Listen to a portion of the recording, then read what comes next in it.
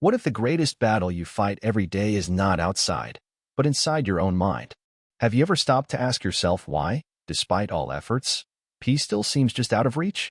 How often do we lose control over our emotions and find ourselves prisoners to fear, anger, or regret? These are the questions that weigh heavily on those who truly seek to live with strength. In daily life, distractions pull us in every direction. We chase after things that fade, get caught in emotions that burn like wildfire, and forget that the power to change everything lies within. Picture a soldier on the battlefield. Without discipline, courage, or focus, defeat is certain. Similarly, without mastering ourselves, we cannot master life. Welcome to Book Boost, where we explore ideas that ignite the spirit and teach the art of inner strength. Here, we do not promise easy answers but offer the truth, the raw, powerful wisdom that builds resilience and self-control. If you want to grow beyond your limits, if you want to fight the invisible battles with courage, stay with us. Don't forget to like, comment, share, and subscribe, because your journey to greatness begins with a single step, and we will take it together. Now, let us begin by understanding that every day, we must work on something essential: the self. The Stoics taught that our thoughts shape our reality. Marcus Aurelius said, "You have power over your mind, not outside events." Realize this, and you will find strength. This means our focus must always be on what we can control: our judgments, our reactions, our will.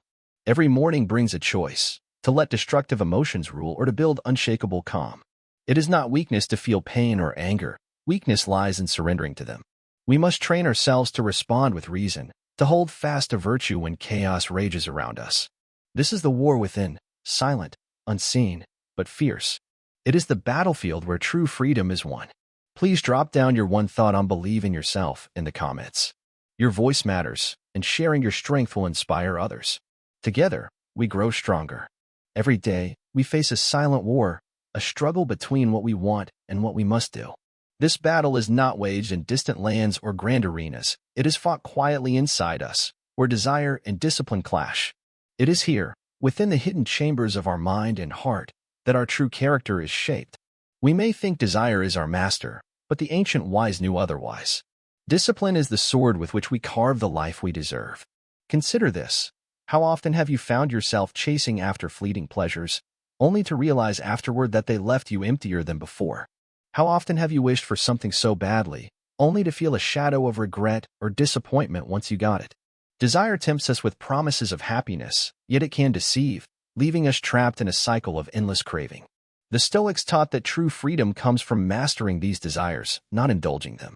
The power to choose rests within us every moment. It is not what happens that defines us, but how we respond. Epictetus, a slave-turned-philosopher, reminded us that no man is free who is not master of himself. Think about the weight of that. Freedom is not found in external riches, but in inner command. To be free means to say no when temptation knocks, to hold steady when emotions roar, to act with reason rather than impulse. Discipline is not punishment. It is a gift we give ourselves. It is the steady hand guiding the ship through stormy seas. Without it, we drift aimlessly, tossed by every passing wave of desire or distraction. With discipline, we build a foundation so strong that no storm can break it. Let us take a moment to reflect on the daily routines that shape us. What do we allow ourselves to do without thought? What habits do we nurture quietly in the background? The Stoics believed that our daily actions, repeated without fail, form the essence of our character. Marcus Aurelius, a Roman emperor and philosopher, advised, "Waste no more time arguing about what a good man should be. Be one." This simple command urges us to act now, not later. Discipline demands sacrifice. It asks us to say no to comfort in favor of growth, to resist the urge for instant gratification, and to embrace the sometimes harsh path of self-control. But in these sacrifices lie the seeds of greatness. The moments when we resist desire become the moments when our spirit strengthens. Each small victory over impulse is a step toward becoming who we were meant to be. Imagine a garden left untended. Weeds grow, choking the life from the soil. But a garden cared for with patience and effort blooms with beauty and strength. So too must we tend to our minds and souls. Discipline is the daily watering, the clearing away of distractions, the steady effort to cultivate virtue. We do not practice discipline once and then forget it. It is a daily commitment, a constant choice to align our actions with our values. This commitment creates a rhythm in life, a rhythm that builds momentum and resilience. When the world outside is uncertain, This inner rhythm is a source of unwavering stability. Desire will always exist. It is part of human nature, but it does not have to control us. We can observe our desires without becoming slaves to them. We can acknowledge them, thank them for their warning, but then choose a higher path. This is the essence of discipline, the power to decide what serves our true purpose. Discipline is also deeply connected to respect for ourselves and for the life we are entrusted to live. When we give in to every whim, we dishonor the potential within us. When we commit to discipline, we honor our worth and the responsibility we carry. The ancient Stoics remind us that no external event or person has the power to harm us without our consent. But it is often our undisciplined mind that allows harm to enter. By choosing discipline, we build walls around our spirit that cannot be breached by outside chaos. To cultivate discipline, we must begin with awareness. We must watch our thoughts and feelings with a quiet mind, noticing where desire pulls us off course. This awareness is the first step to change. As Seneca said, we suffer more often in imagination than in reality. Many of our desires and fears exist only in the mind, yet they have the power to control us unless we see them clearly. Next comes action, not grand gestures, but small consistent steps. The discipline to rise a little earlier, to say no to harmful habits, to speak with kindness instead of anger. These small actions, day by day, build a life of strength and purpose. Over time, they become second nature. But remember, discipline is not rigidness or coldness. It is the freedom to choose wisely, the calm in the storm, the light that guides through darkness. It teaches patience, because lasting change does not come from force but from steady effort. Like a blacksmith shapes iron with repeated strikes, so does discipline shape the soul. When we practice discipline, we become less vulnerable to the chaos around us. The noise of the world, the insults, the distractions, the endless pull of social pressures loses power. We stand firm, grounded in our principles, unshaken by what we cannot control. This does not mean we become emotionless or uncaring. Rather, discipline helps us to feel deeply without being overwhelmed. It allows us to act with clarity, even when emotions are strong. The Stoic philosopher Musonius Rufus said, "To be angry at nothing is the perfection of reason." Discipline helps us approach life with reason and balance. We must not mistake discipline for denial of life's joys. On the contrary, it allows us to enjoy moments fully, without the shadow of regret or excess. It frees us from the restless pursuit of more, so we can appreciate what truly matters. So every day, let us choose discipline over desire. Let us train our minds to focus on what is good, what is true, what is lasting. Let us meet temptation with courage and say, "I am the master here." This is not easy. It requires constant vigilance and courage, but the reward is profound. A life lived with discipline is a life lived in freedom. As we move forward, remember this truth: discipline is the guardian of our soul. Without it, we are lost. With it, we are invincible. There is a truth most people avoid: pain is not your enemy. It never was. Pain is a teacher. It visits not to destroy you, but to break the parts of you that cannot survive the life you're meant to live. Look closely, and you will see that everything strong in this world has passed through fire. Steel becomes steel by enduring the flame, and the soul becomes noble by enduring life. The one who avoids pain avoids growth. The one who escapes discomfort escapes transformation. But we were not born to run. We were born to rise, again and again. To be refined, not ruined. The Stoics knew this. They did not cry for an easy life. They asked for the strength to bear a hard one. Epictetus, once a slave, once broken, said, "Difficulties show men what they are." That is not poetry. That is truth. Each day will test you. Some days will whisper, and others will scream. You will be misunderstood, overlooked, disrespected, abandoned, hurt, or challenged. Life will not explain itself. It will not wait for your permission to be hard. But understand this: the purpose of the pain is not to defeat you. The purpose is to shape something in you that cannot be shaped any other way. Fortitude, patience, endurance, wisdom. No book, no teacher, no comfort can give you these. Look at the trees during the storm. The weak ones fall. The strong ones bend, and then they root deeper. Life is like the storm. You either let it uproot you, or you let it make you stronger.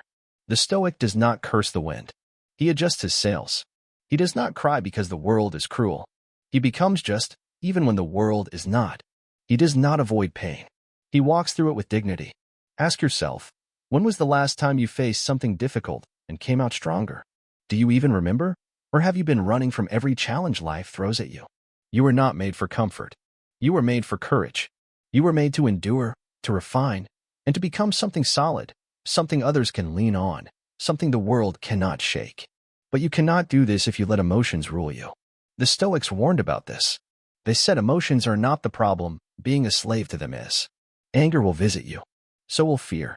So will sadness. But if you let them take the wheel, they will drive you into darkness. You must sit with your emotions, not drown in them. You must understand them, not obey them. A storm within can be just as dangerous as a storm outside. If you do not calm yourself, nothing outside will calm you either. You will chase peace in people, in things, in places, but it will always run from you. True peace comes from strength. And strength comes from choosing not to break when breaking is easy. Every time you hold your ground, you become more unshakable. Even failure is part of this process. You will fall. You will make mistakes. You will say the wrong thing. Trust the pain that follows. It is not there to shame you. It is there to polish you. The Stoics believed in this deeply. Marcus Aurelius, the most powerful man in the world at the time, wrote in his journal every night, not to praise himself, but to correct himself, to grow. He understood that refinement is not a one-time thing. It is daily. It is constant. It is never-ending. So if you feel tired, that's fine. If you feel weak, that's fine too. But don't stop. Don't forget what you are building. You are building someone who cannot be destroyed by simple things, by gossip, by failure, by delay, by rejection. The world will try to shake you. And every time it does, you will say, let it come. I do not fear the weight of life. I am here to carry it. But you must practice this. Endurance is not built by thinking about it. It's built by doing. By waking up every day and choosing to hold your values, even when it's easier to break them. Choosing to remain calm when your blood boils. Choosing to act justly when others are unfair. Choosing to move forward when your legs tremble. That is how refinement works.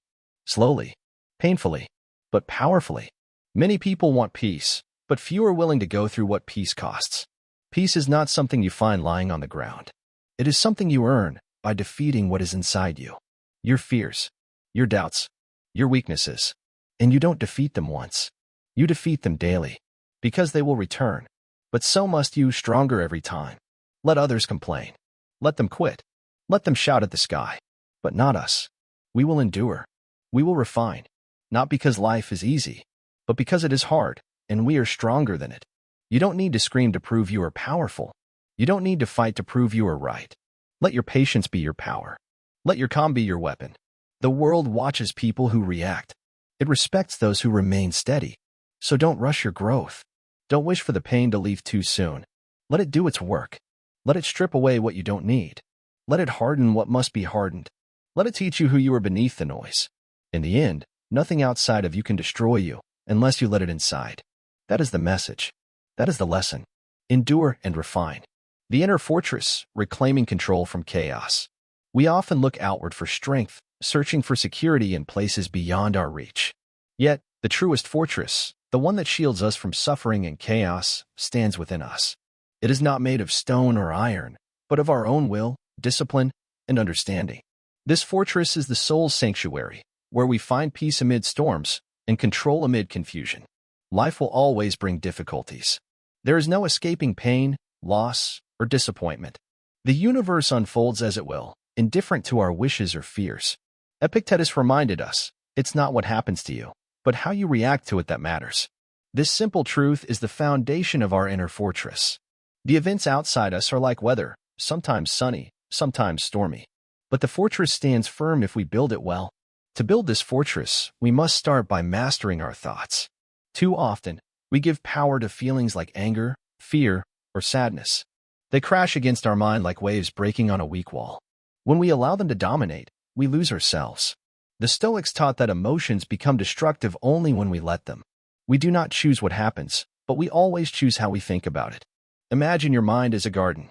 If you allow weeds, resentment, envy, anxiety to grow unchecked, they will choke out every good thing. But if you tend carefully, planting patience, courage, and reason, the garden will flourish.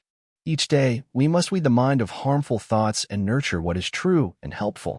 The challenge is that our emotions often feel like natural forces beyond control. When anger rises, it seems unstoppable. When fear grips us, it feels like a prison. But remember the words of Seneca, no man is free who is not master of himself. True freedom comes not from avoiding emotions, but from understanding them and choosing not to be their slave. We build the fortress stone by stone through daily practice. Each time we pause before reacting, each time we remind ourselves what truly matters, we add strength. When someone offends us, instead of anger, we practice calm. When plans fail, instead of despair, we practice acceptance. This does not mean weakness or giving up. It means seeing clearly and acting wisely. There is power in silence. The world around us often shouts for attention, but the inner fortress thrives in quiet. It is in moments of stillness that we discover our true nature. Marcus Aurelius said, "Nowhere can man find a quieter or more untroubled retreat than in his own soul." This retreat is always available, no matter the chaos outside. But the fortress is not built by avoidance.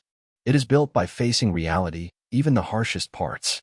We accept that life is unpredictable and often unfair. We cannot control others, but we can control ourselves. This acceptance brings peace because it removes the false hope that things should be different. The greatest warriors are not those who conquer others, but those who conquer themselves. When we hold steady against the storm inside, we become unbreakable. Our mind becomes a sanctuary where no fear or anger can enter uninvited. This does not mean we feel no pain. Pain is part of life. But it means pain does not have the power to destroy us. Every day offers a chance to strengthen this fortress. We must be vigilant. The enemy often comes disguised as comfort or distraction. It whispers lies like, "You don't need to try today," or "Your feelings must control you." We must see these lies for what they are, enemies trying to weaken us. We respond with resolve, building stronger walls. The Stoics knew this well. They faced great hardships, loss, exile, sickness, but remained calm and steady. Their secret was this fortress within. Epictetus, born a slave, taught that freedom is a matter of the mind, not circumstance. When we realize this, no external hardship can truly harm us. This fortress is not selfish isolation. It connects us deeply with life because when we are steady inside, we can help others without being pulled down. We become a light in darkness, a calm in the storm. Others may rage and falter, but our strength remains, inspiring and steady. The work is hard. It asks us to look honestly at ourselves and to choose every moment what kind of person we will be. It asks us to rise above comfort and easy emotions. But this is the price of true freedom and peace. As Marcus Aurelius said, the impediment to action advances action. What stands in the way becomes the way. Every challenge faced inside builds the fortress higher. So, when the world seems cruel and your emotions threaten to overwhelm, remember, you are the architect of your mind. Build wisely. Choose your thoughts like a guardian chooses which gates to open. Protect your soul with discipline and reason. The inner fortress is the last refuge, the place where no chaos can enter unless you invite it. This fortress is not built in a day, but every day. It grows as you grow, steady and strong, until it becomes the core of who you are. And once built, it grants a freedom no outside power can take, a freedom born from mastery of self.